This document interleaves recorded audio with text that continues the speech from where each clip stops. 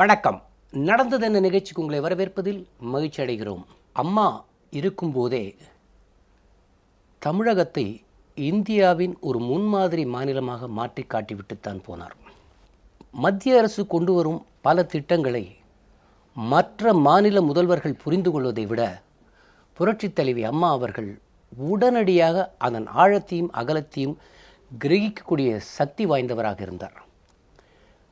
அதுபோன்று மத்திய அரசு கொண்டு வரும் திட்டங்களுக்கு மற்ற மாநிலங்களோடு தமிழகத்திலிருந்து பிரதிநிதிகள் கலந்து கொள்ளும்போது மற்ற மாநில முதல்வர்களே வியக்கிறார்கள். இது எங்களுக்கு எப்படி புரியாமல் போயிற்று என்று ஆச்சரியப்படுகிறார்கள். நாம் ஒவ்வொரு விவாதத்திலும் ஒரு விஷயத்தை முன்வைக்கும்போது அதை புரிந்து கொண்டு பல மாநிலங்கள் தமிழகத்தோடு இணைந்து குரல் கொடுக்க ஆரம்பித்திருக்கிறது. அதற்கு முதல் உதாரணம் ஜிஎஸ்டி. முதலில் ஜிஎஸ்டி அதிமுக எதிர்த்தது. இப்பொழுது ஏதோ மத்திய அரசு கொடுக்குற அழுத்தத்தால் அதிமுக அரசு பணிந்து விட்டது என்றெல்லாம் எதிர்க்கட்சிகள் தவறான புரிந்து கொள்ளதில்லாத விமர்சனங்களை வைக்கிறார்கள். ஜிஎஸ்டி திட்டத்தில் நாம் வைத்த நிபந்தனைகள் எல்லாம் மத்திய அரசு ஏற்றுக்கொண்டது. அடுத்தது உதய் திட்டம். இந்த உதய் திட்டம் என்பது என்னவென்றே எதிர்க்கட்சி பலருக்கு புரியவில்லை. இதிலும் தமிழக அரசு வைத்த பல கோரிக்கைகளை மத்திய அரசு ஏற்றுக்கொண்டது. அம்மா மறைந்து விட்டாலும் அவருடைய ஆற்றலை மத்திய மின்துறை அமைச்சர் நன்றாக புரிந்து கொண்டு அந்த மாறுதல்களை செய்துவிட்டார். அதற்காக நமது மின்துறை அமைச்சர் டெல்லி சென்று திரும்பியிருக்கிறார். உஜ்வால் டிஸ்காம் அஷூரன்ஸ் யோஜனா என்பதுதான் உதய் திட்டத்தின் விரிவாக்கம். இந்த உதய் திட்டத்தில் ஏன் இணைந்தது தமிழகம்? இதனால் தமிழகத்திற்கு என்ன பலன் கிடைக்கப் போகிறது? புரட்சித் தலைவி அம்மா அவர்களின் கோரிக்கைகள் ஏற்றுக்கொள்ளப்பட்டதா? இது குறித்தெல்லாம் விவாதிக்க தமிழக அரசின் சார்பில் டெல்லிக்கு சென்று பங்கேற்று கையெழுத்திட்டு தமிழகம் திரும்பியிருக்கும் தமிழக மின்துறை அமைச்சர் திரு தங்கமணி அவர்கள் நம்மிடையே உள்ளார். அவர் விரிவாக இந்த உதய் திட்டத்தை பற்றி நமக்கு விளக்கப் போகிறார். வணக்கம் சார். வணக்கம். தமிழக அரசின் சார்பில் உதய் திட்ட பல்வேறு கலந்தாய்வுகளில் டெல்லி சென்று கலந்து கொண்டு வந்திருக்கிறீர்கள். தமிழ்நாடு அரசு என்னென்ன கோரிக்கைகள் வைத்தது, எவையெல்லாம் ஏற்றுக்கொள்ளப்பட்டது? மாண்புமிகு அம்மாவனுடைய நல்லாசியோடும் நடைபெறுகின்ற இந்த உதய திட்டத்தின் பற்றிய விளக்கங்களை முதலில் எனக்கு அனுமதி அளித்த சின்னம்மா அவர்களுக்கு நன்றியை கூறி, உதய திட்டம் என்பது ஒவ்வொரு மாநிலத்திலும் மத்திய அரசு கொண்டு வந்த திட்டத்தின்படி நஷ்டங்களை குறைக்க வேண்டும், அதேபோல் ஏடிசி என்று சொல்லுவார்கள், லைன் லாஸை குறைக்க வேண்டும், குறைந்த விலையில் மின்சாரம் வாங்க வேண்டும், உள்நாட்டில் இருக்கின்ற நிலக்கரியில் அதிகமாக பயன்படுத்த வேண்டும் என்பது தான் அந்த திட்டத்தினுடைய முக்கிய நோக்கம். அதில் அவர்கள் வைத்திருந்த இன்னும் ஒரு முக்கியமான திட்டத்தில் அந்த ஒரு பகுதியாக இருந்தது என்னவென்று சொன்னால், பெட்ரோல் டீசல் விலையைப் போல 3 மாதங்களுக்கு ஒரு முறை மாறுபடுகின்ற விலைக்கு ஏற்ப மின்கட்டணத்தை உயர்த்தவோ இறக்கவோ வேண்டும் என்று அவர்கள் அந்த திட்டத்திலே வைத்திருந்தார்கள். மாண்புமிகு அம்மா அவர்கள் முதலாக பேசுகின்ற போதே சொன்னார்கள், 3 மாதத்துக்கு ஒரு முறை இந்த மின்கட்டணம் மாற்றி அமைக்கப்படுவதை கைவிட்டால் மட்டும்தான் இந்த திட்டத்தில் பேசுவதற்காகவே நாங்கள் முன் வருவோம் என்று அழுத்தம் திருத்தமாக சொன்னார்கள். அவர்கள் மற்ற மாநிலங்களால் அதற்கு உடன்பட்டு கையெழுத்திட்டிருக்கின்றன. ஆனால் தமிழகம் மட்டும்தான் அந்த 3 மாதத்திற்கு ஒரு முறை மின்கட்டணம் மாற்றி அமைக்க தேவையில்லை என்ற நிபந்தனையை அவங்க ஒத்துக்கொண்ட காரணத்தினால் அதற்கு பின்னால் தான் பேச்சுவார்த்தைக்கே சென்றது. அதற்கு பின்னால் மாண்புமிகு அம்மா அவர்கள் இன்னும் பல்வேறு கோரிக்கைகளை வைத்திருக்கின்றார்கள். பல்வேறு கோரிக்கைகளை மத்திய அரசு ஏற்றிருக்கின்றது. அதை நான் ஒவ்வொன்றாக பின்னால் சொல்ல வருகின்றேன். ஆக எதிர்க்கட்சிகள் இது தெரியாமல் அன்றைய தினம் மாண்புமிகு அம்மா அவர்கள் எதிர்த்தார்கள். இன்றைய தினம் போய் அவர்கள் கையெழுத்திட்டு விட்டார்கள். மத்திய அரசுக்கு பயந்து, மத்திய அரசினுடைய நிர்பந்தத்துக்கு பயந்து கையெழுத்திட்டு விட்டார்கள் என்று சொல்வது முற்றிலும் தவறான தகவல். ஏனென்று சொன்னால், அம்மா அவர்கள் வைத்த கோரிக்கையை கிட்டத்தட்ட 90% ஏற்றுக்கொண்டார்கள். அதில் முக்கியமாக சொல்ல வேண்டும் என்று சொன்னால், அந்த 3 மாதத்திற்கு ஒரு மின் கட்டணத்தை மாற்றி அமைக்க வேண்டும் என்ற நிபந்தனையை தளர்த்தியது ஒன்று, அம்மா வைத்த கோரிக்கை. இரண்டாவது, விவசாய பம்பு செட்டுகளுக்கு மீட்டர் வைக்க வேண்டும் என்று அவர்கள் ஒரு கோரிக்கையை வைத்தார்கள். அம்மா அவர்கள் சொல்லிவிட்டார்கள், நிச்சயமாக நாங்கள் ஏற்றுக்கொள்ள முடியாது என்றார்கள். அதையும் அவர்கள் ஏற்றுக்கொண்டு விட்டார்கள். இந்த கடனை ஏற்றுக்கொள்வதால் மாநில அரசு அந்த கடனுடைய தொகையை திருப்பி செலுத்துகின்ற ஆண்டு 10 ஆண்டு காலம் இருக்கின்றது, அதை 15 ஆண்டு காலமாக மாற்றித்தர வேண்டும் என்று அம்மா அவர்கள் கோரிக்கை வைத்தார்கள். அதையும் அவர்கள் ஏற்றுக்கொண்டு விட்டார்கள். 5 ஆண்டு காலம் விடுமுறை காலம், அதாவது ஹாலிடே பீரியடு, ஹாலிடே பீரியட். அதை இன்ட்ரெஸ்ட் மட்டும் கட்ட வேண்டும். 6வது வருஷத்துலேருந்து தான் அசலும் வட்டியும் சேர்த்து கட்ட வேண்டும். 15 ஆண்டு காலம் முதிர்வு காலம் என்று அம்மாவர்கள் வைத்த அந்த கோரிக்கையும் நிறைவேற்றி கொண்டு விட்டார்கள். ஆக மத்திய மின்துறை அமைச்சர் மரியாதைக்குரிய பீஸ் கோயல் அவர்கள் இந்த விழாவிலே பேசுகின்ற போது கூட கடைசி காலாக, அதாவது ஒரு மரியாதை நிமித்தமாக மாண்புமிகு முதல்வர் அம்மா அவர்களை சந்திக்க சென்றேன். ஒரு 5 நிமிடம் இருந்தால் போதும் என்று தான் நான் சென்றேன். அவர்கள் 20 நிமிடம் தருவதாக சொல்லியிருந்தார்கள். ஆனால் அவர்கள் என்னிடத்தில் கேட்டு 40 நிமிடம் அதனுடைய உள் விவரங்கள் எல்லாம் வாங்கி அவ்வளவு தெளிவாக அவ்வளவு நுணுக்கமாக எங்களிடத்தில் கேள்வியை கேட்டதை பார்க்கின்ற போது எங்கள் தலைவர்கள் கூட அப்படி சொன்னவில்லை என்ற ஒரு பாராட்டு பத்திரத்தை கொடுத்திருக்கின்றார் என்று சொன்னால், இந்த தமிழக மக்களினுடைய நலனில் மாண்புமிகு அம்மா அவர்கள் எவ்வளவு அக்கறையோடு கவனம் செலுத்தியிருக்கின்றார் என்பதை மத்திய மின்துறை அமைச்சனுடைய வாயிலாகவே, அவருடைய ஸ்டேட்மெண்ட் வாயிலாகவே இந்த மக்களுக்கு தெரியப்படுத்திக் கொள்கிறேன். அது தெரியாமல் எதிர்க்கட்சிகள் அரசியல் செய்ய வேண்டும் என்பதற்காக எதை செய்தாலும் இதில் சேரவில்லை என்று சொன்னால் மத்திய அரசு நல்ல திட்டம் கொண்டு வந்திருக்கின்றது, வேண்டுமென்றே மாநில அரசு எதிர்க்கிறது என்று சொல்லுவார்கள். சேர்ந்தால் எதிர்த்த திட்டத்தில் சேர்ந்து விட்டார்கள், மத்திய அரசினுடைய நிர்பந்தத்துக்கு பணிந்து விட்டார் என்று அரசியலுக்காக பேசி கொண்டிருக்கின்றார்கள். நாட்டு மக்களுடைய நலனில் அம்மாவை தவிர வேறு யாரும் அக்கறை இல்லை என்பதற்கு இந்த ஒரு திட்டமே உதாரணம். 3 மாதத்திற்கு ஒரு முறை மின் கட்டணம் மாற்றி அமைக்கக்கூடாது, விவசாயத்திற்கு மீட்டர் வைக்கக்கூடாது, நாங்கள் இலவச மின்சாரம் தொடர்ந்து கொடுக்க வேண்டும், அதற்காக நாங்கள் மீட்டர் வைக்க மாட்டோம் என்ற முக்கிய கோரிக்கையை ஏற்றுக்கொண்டதுக்கு பின்னால் தான் பேச்சுவார்த்தைக்கே நாங்கள் சென்றோம் என்பதை நான் தெரிவித்துக் கொள்கின்றேன். நமக்கு உள்நாட்டிலிருந்து நிலக்கரி ஒதுக்கீடு ஏற்கனவே ஒதுக்கிய நிலக்கரி ஒதுக்கீட்டில் திமுக அரசு இங்கே இருக்கின்ற போது நமக்கு 100% ஒதுக்கீட்டை 69% குறைத்து விட்டார்கள். நமக்கு அது போக தேவை இருப்பதை நாம் வெளிநாட்டிலிருந்து இறக்குமதி செய்ய வேண்டிய கட்டாயத்திற்கு நம்ம ஆளானோம். இப்பொழுது இந்த திட்டத்தின் வாயிலாக 100% நாங்கள் உங்களுக்கு நிலக்கரி உள்நாட்டிலேயே கொடுத்து விடுகின்றோம். அதே போல் எந்தெந்த மின்சார உற்பத்தி நிலையத்திற்கு கொண்டு செல்ல வேண்டுமோ அதற்கெல்லாம் ரயில் வசதி நாங்கள் செய்து கொடுக்கின்றோம். இல்லை, ரயில் வசதி என்றால் அந்த மைனிங் நிலக்கரி எடுக்கிற இடத்திலிருந்து ஃபோர்ட்டுக்கு, துறைமுகத்துக்கு நாங்கள் வசதி செய்து தருகின்றோம் என்று பல திட்டங்களை கொண்டு வந்திருக்கின்றார்கள். ஒன்று, ஏற்கனவே 3000 கோடி நாம் கடனாக கேட்டிருந்தோம். அவர்கள் இந்த திட்டத்தின் வாயிலாக இன்னும் சேராத காரணத்தினால் கொடுக்காமல் இருந்திருந்தார்கள். இப்போ இதெல்லாம் நாம் கையெழுத்திட்ட காரணமாக குறைந்த வட்டியில் அவர்கள் கொடுக்கின்றார்கள். இப்போ நாம் ஏற்கனவே மின்சார வாரியம் 12.5% அளவிலே நாம் வட்டியை கூட்டிக் கொண்டிருக்கின்றோம்.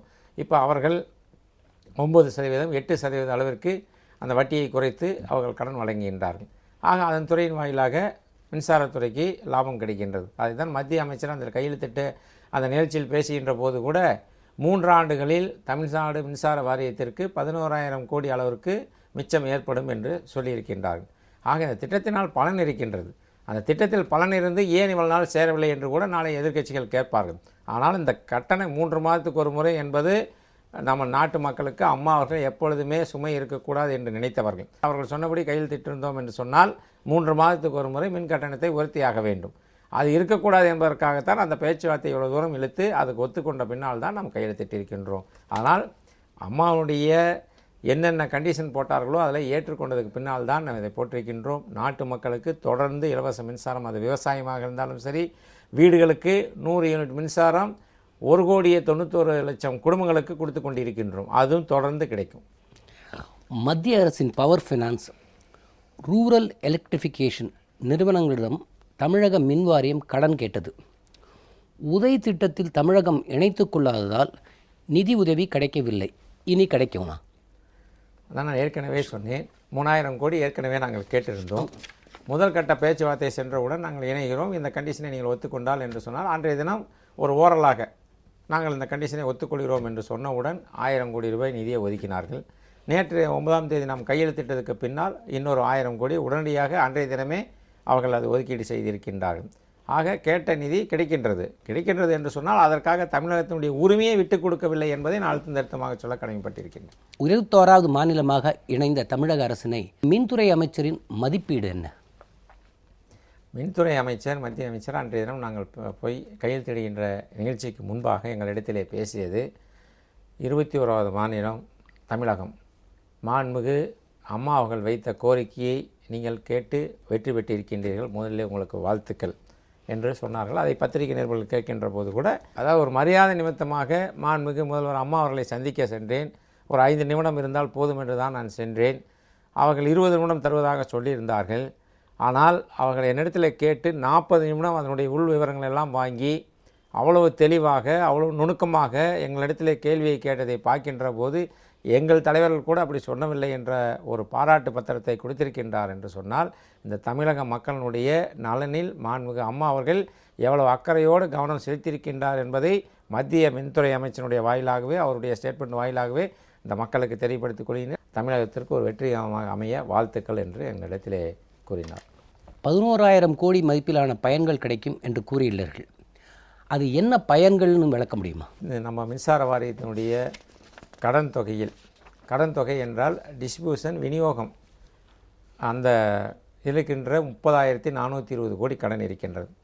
அதை 75% மாநில அரசும் 25% மின்சார வாரியம் ஏற்றுக்கொள்ள வேண்டும் என்பது அந்த உதய திட்டத்தினுடைய ஒரு நிபந்தனை.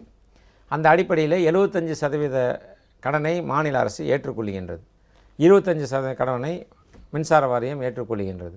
மாநிலத்திற்கும் இப்பொழுது ஏற்கனவே நான் சொன்னதைப் போல 12.5% வட்டி இருக்கின்றது.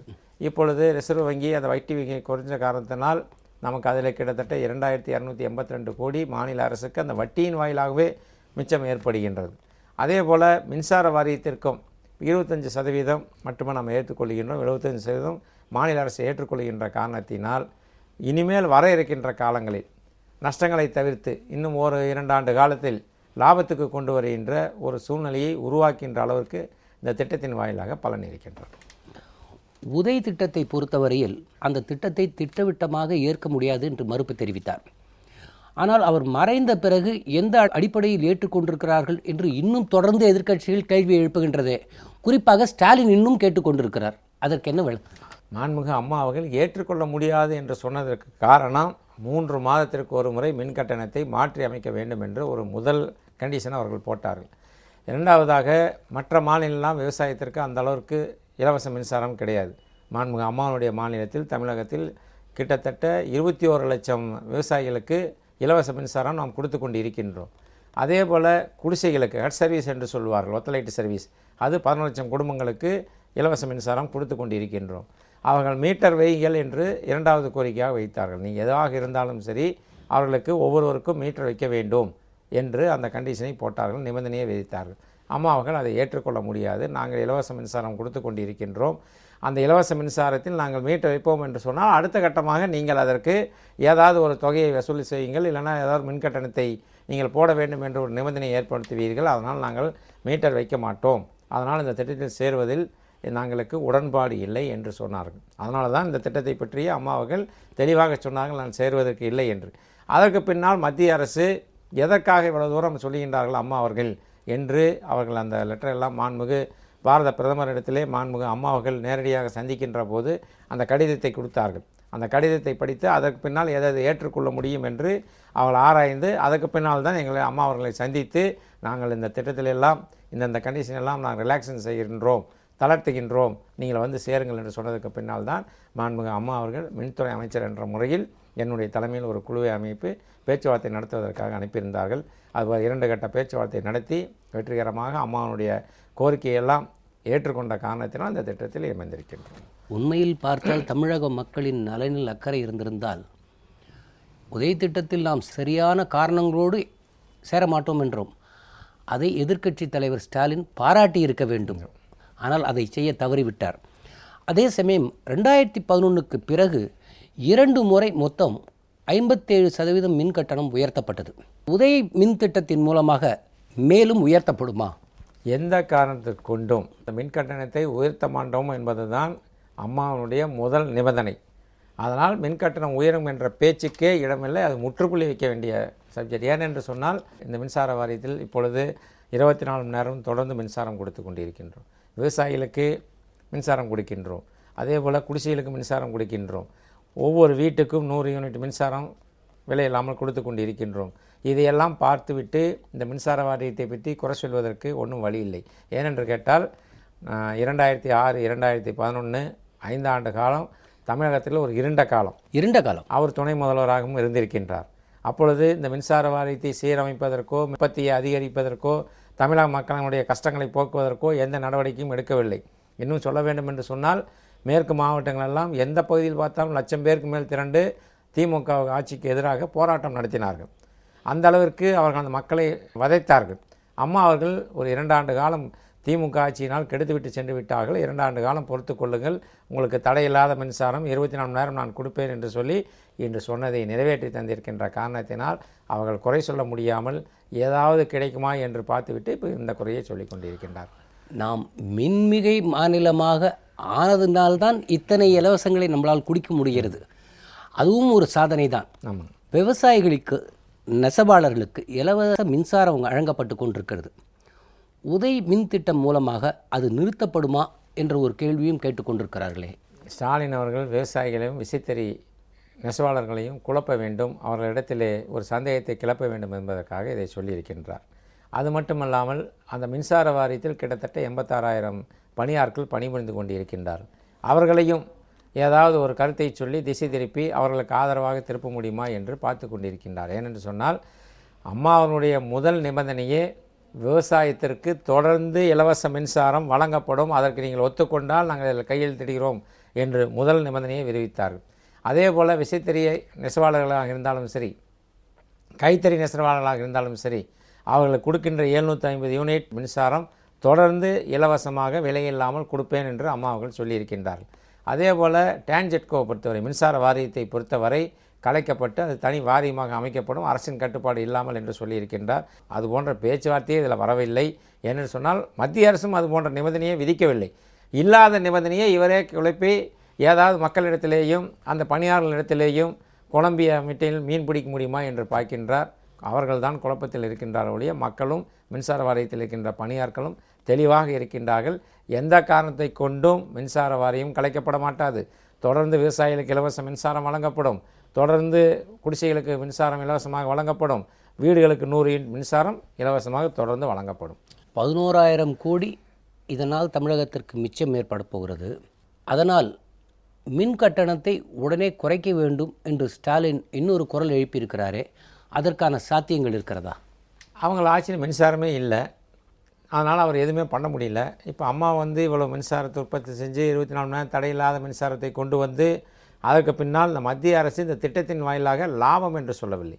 மாநில அரசுக்கு வருவாய் இழப்பிலே 11,000 குறையும் என்று சொல்லியிருக்கின்றார்கள். அந்த 11,000 கோடியுமே ஒரே ஆண்டில் இல்லை, 3 ஆண்டுகள் என்று சொல்லியிருக்கின்றார்கள். இந்த 3 ஆண்டுகளில் 11,000 கொடிவது எப்படி என்பதை நான் ஏற்கனவே சொன்னதைப் போல நாம் இங்கே இருக்கின்ற உள்நாட்டிலேயே நிலக்கரி வாங்குவதன் வாயிலாக வட்டி குறைந்த வட்டியிலே கொடுப்பதின் காரணமாக இந்த இழப்பெல்லாம் கொஞ்சம் குறைகின்றது. 11,000 கோடி நாங்கள் குறைவதன் காரணமாகத்தான் 2 ஆண்டு காலத்தில் மின்சார வாரியத்தை லாபத்துக்கு கொண்டு வருவோம் என்று ஏற்கனவே மாண்புமிகு அம்மாவர்கள் இருக்கும்போது சட்டமன்றத்தில் நாங்கள் சொல்லியிருக்கின்றோம். ஆக நிச்சயமாக இன்னும் 2 ஆண்டு காலத்தில் முதல்ல இந்த லாபத்துக்கு கொண்டு வருவோம். கொண்டு வந்து லாபம் நன்றாக இருந்தது என்று சொன்னால் அதுக்கு பின்னால் மாண்புமிகு முதல்வர் மற்றவர்களெல்லாம் சேர்ந்து இதை முடிவெடுக்க வேண்டிய விஷயம். அவரை பொறுத்தவரையில் காவிரி நடுவர் மன்றத்துக்கும் காவிரி மேலாண்மை வாரியத்துக்குமே அவருக்கு வித்தியாசம் தெரியாமல் பேசிக் கொண்டிருக்கிறார். அதனால் இதனுடைய ஆழத்தை எல்லாம் புரியாமல் ஏதோ 11,000 கோடி மிச்சம், உடனே மின்சாரத்தை குறைக்க வேண்டும் என்று இந்த ஆட்சிக்கு எதிராக ஒரு குழப்பத்தை ஏற்படுத்துவ சிந்தனை அதில் கண்டிப்பாக தெரிகிறது. தமிழக மின் வாரியத்திற்கு கடன் இருக்கிறது. உதய் திட்டத்தின்படி 75,000 கோடி கடனை மாநில அரசு ஏற்க வேண்டும். கடன் பத்திரங்களுக்கான வட்டியும் மாநில அரசு ஏற்க வேண்டும் என்றும் நிபந்தனை விதித்ததா மத்திய அரசு? முதல்ல 1,00,000 கோடி என்பது தவறானது. இது எதிர்க்கட்சிகளும் பத்திரிகைகளும் தேவையில்லாமல் இதே போன்ற தவறான பிரச்சாரத்தை மேற்கொண்டிருக்கின்றார்கள். நீங்கள் கூட அந்த பத்திரிகையின் வாயிலாகத்தான் அந்த செய்தியை படித்துவிட்டு என்னிடத்தில் கேள்வி கேட்கின்றீர்கள். 81,312 கோடி மொத்த கடன், மின்சார வாரியத்தினுடைய மொத்த கடன் 81,312 கோடி. அதில் 2ஆக பிரிக்கின்றோம். உற்பத்தி என்பது தனியாக, விநியோகம் என்பது தனியாக. அந்த விநியோகத்தில் இருக்கின்ற 30,420 கோடி கடனில் 75% மாநில அரசு ஏற்றுக்கொள்ள வேண்டும், மீதி 25% மின்சார வாரியம் ஏற்றுக்கொள்ள வேண்டும் என்பது தான் அந்த மத்திய அரசினுடைய உதவி திட்டத்தினுடைய நிபந்தனை. அந்த வகையில் 25% மின்சார வாரியம், 75% மாநில அரசும் ஏற்றுக்கொண்டிருக்கிறது இந்த திட்டத்தின்படி. இப்போ 22,815 கோடியை மாநில அரசு ஏற்றுக்கொண்டிருக்கின்றது. அதான் நான் ஏற்கனவே சொன்னேன், 22,815 கோடியை மாநில அரசு ஏற்றதின் வாயிலாக இதுகாரும் 12%, 12.5% வட்டி கட்டிட்டு இருந்தவர்கள் இனிமேல் 8%, 9% என்று வட்டி குறைகின்ற போது மாநில அரசுக்கு 2282 கோடி ரூபாய் வருடத்திற்கு மிச்சம்தான் ஆகும் என்பதை நான் நேற்று தெரிவித்துக் கொள்கின்றேன். ஆக மின்சார வாரியத்துக்கும் அதே போல் அந்த 22,818 கோடியும் மின்சார வாரியத்தில் இருக்கிற இந்த கடனை அளிக்கின்ற காரணத்தினால் அதனுடைய வட்டியும் குறைகின்றது. அதனால தான் மத்திய அமைச்சர் சொன்னார், இதெல்லாம் சேர்த்து தான் 11,000 கோடி 3 ஆண்டு காலில் மிச்சமாகும் என்று சொல்லியிருக்கின்றார். 2011 மின்சார வாரியத்திற்கு வருட மானியமாக 3071 கோடி ரூபாய் தமிழக அரசு கொடுத்தது. தற்போது 7,500 கோடி ரூபாயாக அது உயர்ந்துள்ளது என்றும், இந்த நிதிச்சுமையை சமாளிக்க மின் கட்டணத்தை உயர்த்த வேண்டும், இல்லாவிட்டால் விலையில்லா மின்சாரம் ரத்து செய்யப்படும் என அரசியல் கட்சிகள் அச்சம் தெரிவித்துள்ளார்கள். இதை பற்றி நீங்கள் எப்படி பார்க்கிறீர்கள்? ஏற்கனவே 3000 கோடி கொடுத்ததை இப்போ 7,500 கோடி கொடுத்துருக்குறாங்கிறாங்க. இப்போ நாங்கள் மின்சார வாரியத்தில் சப்போஸ் அந்த மின் கட்டணத்தை உயர்த்தணுமா இருந்தால் அந்த 7,500 கோடி தேவையில்லை. நாங்கள் உயர்த்தி அந்த கட்டணம் அந்த 3,000 கோடியிலிருந்து 7,500 கோடி வேண்டான்னு சொல்லிவிட்டு அந்த 4,500 கோடியை மின்சார வாரியமே சரி பண்ணியிருக்கு. அம்மா அவர்கள் எந்த காரணத்தை கொண்டு மின் கட்டணத்தை ஏற்றக்கூடாது என்பதற்காகத்தான் அரசுக்கு கடன் சுமை அதிகமானாலும் பரவாயில்லை, மக்களுக்கு எந்த விதத்திலும் பாதிப்பு இருக்கக்கூடாது என்பதற்காக அந்த தொகையை மானியமாக கொடுத்து கொண்டு இருக்கின்றார்கள். இப்பொழுது இந்த திட்டத்தில் சேர்ந்ததன் வாயிலாக இந்த வட்டி குறைகின்ற காரணம் 22,815 கோடி ரூபாய் மாநில அரசு ஏற்றுக்கொள்ளுது என்று ஏற்கனவே நான் சொல்லியதைப் போல அந்த கடன் முழுமையாக மாநில அரசு ஏற்றுக்கொண்ட காரணத்தினால் அதனுடைய வட்டி சுமை மின்சார வாரியத்துக்கு குறைகின்றது. அதனால் மின்கட்டணம் ஏற்ற வேண்டிய நிலைமை இல்லை என்பதை தெளிவாக சொல்கின்றேன். ஜனவரி 20 முதல் மின் வாரியத்தில் நடைபெறவுள்ள பணிகள் இனி டெண்டர் முறையை அமுல்படுத்தப் போகிறதா தமிழக அரசு? ஜியோவே போட்டாச்சு. மாண்புமிகு அம்மா அவர்கள் இருக்கின்ற போது மின்சார வாரியத்தில் கொள்முதலாக இருந்தாலும் சரி, இல்லை மின்சாரம் வாங்குவதாக இருந்தாலும் சரி, இல்லை அந்த மெட்டீரியல்ஸ் வாங்குவதாக இருந்தாலும் சரி, எதுவாக இருந்தாலும் வெளிப்படைத்தன்மையாக இருக்க வேண்டும் என்பதற்காக அந்த டெண்டரை கொண்டு வந்தார்கள். வருகின்ற ஜனவரி 20 இனிமேல் டெண்டர் தான், இதில் ஒளிமறைவில்லாத டெண்டர் தான் நடைபெறப் போகின்றது. திமுக அரசை போல இன்னாருக்கு தான் கொடுக்க வேண்டும் என்ற நிபந்தனையெல்லாம் கிடையாது. யார் வேண்டுமானாலும் குறைந்த விலையில் வருகின்றவர்களுக்கு அந்த டெண்டரில் பங்கு பெறலாம். எல்லாருக்கும் அதில் வாய்ப்புண்டு. அந்த அளவிற்கு மின்சார வாரியத்தை அம்மா அவர்கள் சீரமைக்க வேண்டும் என்பதற்காக இது போன்ற திட்டங்கள் எல்லாம் கொண்டு வந்தார்கள். இப்போ அந்த திட்டமெல்லாம் ஒன்றொன்றாக அமலாக்கப்பட்டு கொண்டிருக்கின்றது. மின்மிகை மாநிலமாக நாம் ஆகிவிட்டோம். நாம் அந்த கிரீன் காரிடர் என்று ஒன்று கேட்டுக்கொண்டிருக்கிறோம். எவ்வளவு தூரத்தில் அது இருக்கிறது? அம்மா ஒரு வார்த்தை தெளிவாக சொன்னாங்க, Tamil Nadu is a not sufficient state, Tamil Nadu is a surplus state என்று தெளிவாக சொல்லியிருக்காங்க. அதாவது போதுமான அளவுக்கு மின்சாரம் மட்டுமல்ல, தேவைக்கு அதிகமாகவே மின்சாரம் இருக்கின்றது என்று அம்மா அவர்கள் தெளிவாக சட்டமன்றத்திலேயே சொல்லியிருக்கின்றார்கள். ஆக நமக்கு தேவைக்கு மேல் இப்பொழுது மின்சாரம் இருக்கின்றது. இப்போ நாம் வெளியே வாங்குகின்ற மின்சாரத்தினுடைய அளவெல்லாம் குறைத்து விட்டோம் நம்முடைய உள்நாட்டிலேயே. அதே போல் வெளி மாநிலத்திலிருந்து வருவதற்கும் மாண்புமிகு அம்மா அவர்கள் பல முறை பிரதமரை சந்தித்த போதும் கடிதம் எழுதியும் அந்த காரிடார், அதாவது தடவழி வசதி செய்து கொடுத்த காரணத்தினால் நமக்கு இப்போ தேவைக்கு அதிகமாக மின்சாரம் வருகின்ற அளவுக்கு தடவழி வசதி இருக்கின்றது. இன்னொன்று பசுமை வழித்தடம் என்று சொன்னார்கள். அதாவது இந்த விண்ட் எனர்ஜி என்பது மே கடைசியிலிருந்து செப்டம்பர் கடைசி வரை காற்றாலையின் மூலமாக மின்சாரம் வருகின்றது. காற்று அதிகமாக இருக்கின்ற போது உற்பத்தி ஆகிற முழு மின்சாரத்தையும் நாம் எடுக்க முடியாத காரணத்தினால் அதை வெளி மாநிலங்களுக்கு கொடுக்க வேண்டும். அந்த காற்றாலை உற்பத்தியாளர்களுக்கு முழு மின்சாரத்தை எடுத்து அவர்களுக்கும் அது லாபகரமாக இயங்க வேண்டும். அவர்கள் எந்த தொழில் வாயிலாக வந்திருந்தாலும் அந்த தொழிலுக்கும் அவர்களுக்கு ஒரு லாபத்தை ஏற்படுத்தி தர வேண்டும் என்பதற்காகத்தான் அம்மா அவர்கள் மத்திய அரசுக்கு ஒரு கடிதம் எழுதியிருந்தார்கள். பசுமை வழித்தடத்தை நீங்கள் உடனடியாக ஏற்படுத்தி தர வேண்டும் என்று சொல்லியிருக்கின்றார்கள். இந்த திட்டத்திலே நாங்கள் கையெழுத்திடப் போகின்ற போது கூட மாண்புமிகு மத்திய அமைச்சர் அவர்கள் அந்த பசுமை வழித்தடம் மாண்புமிகு அம்மா அவர்கள் கேட்டிருக்கின்றார்கள். அதை நான் உங்களுக்கு உடனடியாக ஏற்பாடு செய்து தருகின்றேன் என்று சொல்லியிருக்கின்றார்கள். அதனால் அம்மா அவர்கள் தமிழகத்திற்கு என்னென்ன திட்டங்கள் வேணுமோ அது தெளிவாக கோரிக்கையாக வைத்து ஒவ்வொன்றாக இப்பொழுது நிறைவேறி கொண்டிருக்கின்றது. அந்த வகையிலே பசுமை வழித்தடமும் கூடிய விரைவில் மத்திய அரசு நமக்கு ஒதுக்கீடு செய்யும். அம்மா இல்லாத சூழலில் இந்த ஆட்சியை மிரட்டுகிறார்கள், இப்படியெல்லாம் தொடர்ந்து பிரச்சாரம் செய்கிறார்களே, அரசியல் கட்சியைச் சேர்ந்த பிரமுகர் என்கிற முறையில் இதை நீங்கள் எப்படி பார்க்கிறீர்கள்? அதாவது மத்திய அமைச்சர் பேசுகின்ற போது எங்கள் தலைவர்களை விட மாண்புமிகு அம்மா அவர்கள் நுணுக்கமாக எந்த விஷயமாக இருந்தாலும் தெரிந்து கொண்டு அதுக்கு பல கேள்விகளை கேட்டு அதற்குண்டான தீர்வை அவர்களே சொல்லுகின்றார்கள் என்று சொல்லியிருக்கின்றார் என்று சொன்னால், ஒரு திட்டம் வருகிறது என்று சொன்னால் அந்த திட்டத்தில் மக்களுக்கு என்னென்ன இடையூறுகள் இருக்கின்றன, அந்த இடையூறுகளெல்லாம் நீக்கிவிட்டு மக்களுக்கு என்ன நன்மை இருக்கின்றதோ அதை மட்டுமே அம்மா அவர்கள் பார்க்கின்றார்கள். அதுதான் மற்ற மாநிலங்களெல்லாம் எந்த அறிக்கையும் விடவில்லை என்றாலும் கூட அம்மா அவர்கள் அந்த திட்டம் வந்தவுடன் அதை படித்து முழுமையாக தெரிந்து கொண்டு அதில் இருக்கின்ற குறைகள் எல்லாம் அம்மா அவர்கள் அறிக்கையின் வாயிலாக சுட்டி காட்டுகிறார்கள், கடிதத்தின் வாயிலாக சுட்டி காட்டுகின்றார்கள். அதைத்தான் மத்திய மின்துறை அமைச்சரே சொல்லியிருக்கின்றார்கள். அதை விட இன்னொருபடி சொல்லியிருக்கின்றார், அம்மா அவர்கள் இன்று இல்லை என்றாலும் கூட மேலே இருந்து ஆசீர்வதிப்பார் என்று ஒரு மாற்றுக் கட்சியை சேர்ந்தவர் எங்களை நிர்பந்திக்க வேண்டும், மாநில அரசை நிர்பந்திக்கிறார்கள், நிர்பந்தத்துக்கு பயந்து நாங்கள் கையெழுத்திட்டோம் சொல்லுகின்ற எதிர்க்கட்சிக்கெல்லாம் நான் கேட்பதெல்லாம், அப்படி அவர்கள் சொல்லியிருந்தால் எதற்கு மாண்புமிகு மத்திய அமைச்சர் அவர்கள் இன்று மேலே இருந்து மாண்புமிகு அம்மா அவர்கள் ஆசீர்வதித்து கொண்டிருக்கின்றார் என்று அந்த வார்த்தையை சொல்லுகின்றார். அவர்களுக்கு பயந்து நாங்கள் கையெழுத்திட்டால் அவர்கள் அந்த வார்த்தையெல்லாம் சொல்லியிருக்க வேண்டியதில்லை, வந்தாங்க கையெழுத்து போட்டு போயிட்டாங்கன்னு சொல்லிவிட்டு ஒரே வார்த்தையில் முடிச்சுட்டு போயிருப்பாங்க. ஆக அவர்கள் எந்த இதுக்கோ சொல்லி பார்த்தார்கள், அரசியல் செய்வதற்கு எந்த காரணமும் இல்லை. ஜல்லிக்கட்டை சொன்னார்கள். ஜல்லிக்கட்டை பொறுத்தவரை மத்தியில் இருந்த காங்கிரஸும் திமுகவும் தான் அந்த காளையை அந்த பட்டியலிருந்து நீக்குவதற்கு உண்டான நடவடிக்கை எடுக்காமல் அன்றைய தினம் உச்சநீதிமன்றத்தில் தடை போடுவதற்கு காரணமாக இருந்தவர்கள்.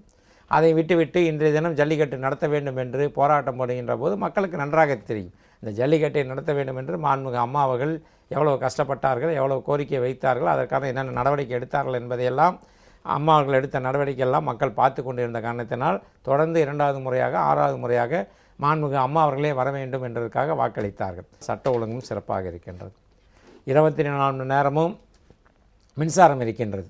வேறு எதை வைத்து தான் அவர்கள் அரசியல் செய்வது? தினமும் அவர்கள் இருப்பதை காட்டிக்கொள்ள வேண்டும் என்று சொன்னால் ஏதாவது ஒரு செய்தியை போட வேண்டும். இந்த அரசுக்கு எதிர்ப்பான ஒரு செய்தியை சொன்னால்தான் பத்திரிகையெல்லாம் ஏதாவது ஒரு செய்தியை வெளியிடுவார்கள் என்பதற்காக இது போன்ற தவறான செய்திகளை வெளியிட்டு கொண்டிருக்கின்றார்கள். நான் எதிர்க்கட்சி தலைவர் அவர்களுக்கு கேட்டுக்கொள்கின்றேன், உதய திட்டத்தை பற்றி அவர் இவ்வளவு பேசுகின்றார். 23ஆம் தேதி சட்டமன்றம் கூடுகின்றது. சட்டமன்றம் நடக்கின்ற நாட்களில் அந்த உதய திட்டத்தை பற்றி அவர் இதில் என்னென்ன மக்களுக்கு இடையூறாக இருக்கிறது என்று அவர் சொல்லட்டும், நான் பதில் சொல்லுகின்றேன். இதில் மக்களுக்கு என்னென்ன நன்மைகள் இருக்கின்றன, மின்சார வாரியத்துக்கு என்ன நன்மை இருக்கின்றது, தமிழக அரசுக்கு இதில் என்ன பலன் இருக்கின்றது என்பதை தெளிவாக சொல்லுகின்றேன்.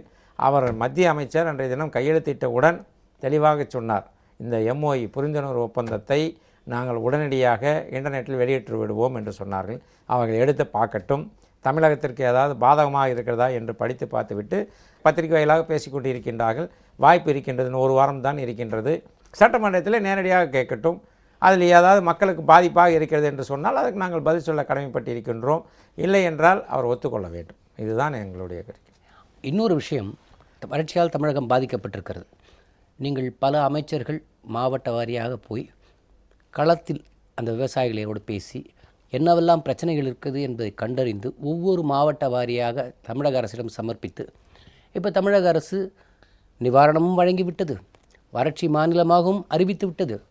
இப்படிப்பட்ட சூழலில் அதையும் விமர்சனம் செய்கிறார்கள். நீங்கள் களத்தில் போகும்போது மக்கள் உங்கள் அணுகுமுறையை எப்படி பார்க்கிறார்கள்? மாண்புமிகு முதல்வர் அவர்கள் ஒரு கூட்டத்தை நடத்தி அனைத்து மாவட்டங்களுக்கும் ஒரு அமைச்சரும் அதே போல் ஒவ்வொரு IAS அதிகாரியும் அந்த மாவட்டத்திற்கு நியமித்து வறட்சி பகுதிகளை பார்த்து விட்டு வர வேண்டும் என்று ஆலோசனை கூறி ஒவ்வொரு மாவட்டமாக அனைத்து அமைச்சர்களும் சென்றோம். எல்லா பகுதியுமே தமிழகம் முழுவதுமே இயற்கையை யாரும் எதிர்கொள்ள முடியாது. மழை வரவில்லை என்றால் நாம் ஒன்றும் பண்ண முடியாது. அது ஏதோ ஒரு சந்தர்ப்ப சூழ்நிலையின் காரணமாக நமக்கு வடகிழக்கு பருவமழை தவறிவிட்டது.